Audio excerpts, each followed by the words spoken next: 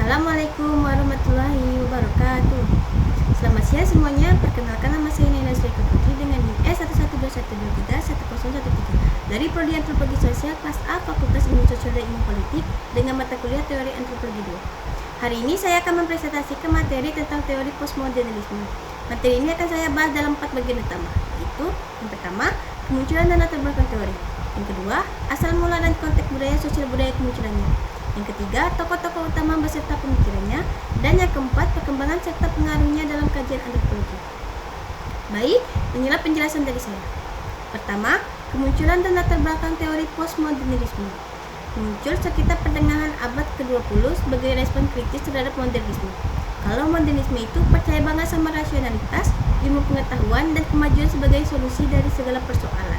Postmodernisme justru mempertanyakan semua itu. Postmodernisme bilang, enggak semua bisa dijelasin dengan logika. Enggak ada satu kebenaran yang mutlak. Karena kenyataannya, dunia ini kompleks, penuh perbedaan, dan pengalaman setiap orang itu beda-beda. Jadi, secara sederhana, postmodernisme itu mengajak kita buat kritis terhadap klaim-klaim kebenaran tunggal dan mulai melihat bahwa ada banyak versi kebenaran yang hidup berdampingan. 2. Asal mula dan konteks sosial budaya kemunculannya. Postmodernisme lahir dalam situasi sosial yang penuh ketidakpastian, terutama setelah Perang Dunia II. Banyak orang mulai merasa kecewa dengan modernitas, karena ternyata sains dan teknologi yang selama ini dibanggakan justru menciptakan perang, penindasan, dan ketimpangan. Selain itu, perkembangan media massa dan budaya populer juga mempengaruhi cara kita melihat kenyataan. Realitas makin banyak dibentuk oleh gambar, simbol, dan narasi yang dibuat oleh media. Ditambah lagi muncul berbagai gerakan sosial seperti feminisme, postkolonialisme, dan gerakan hak-hak minoritas.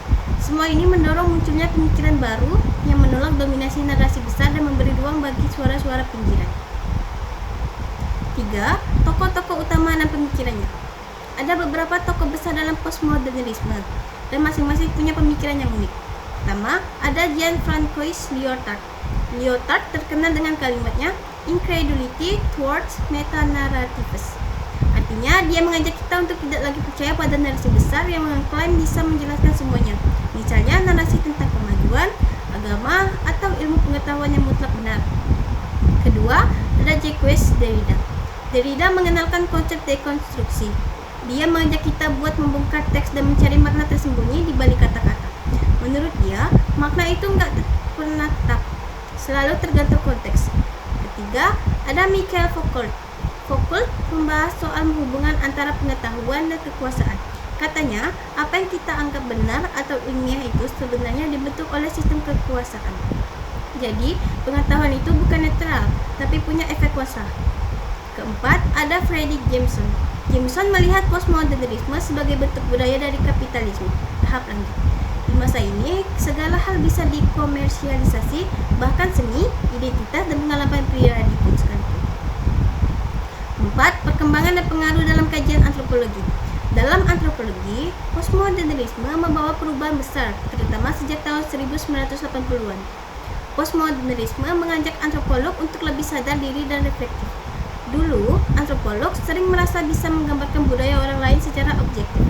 Tapi postmodernisme bilang nggak segampang itu. Peneliti juga membawa bias, perspektif, dan posisi sosial tertentu.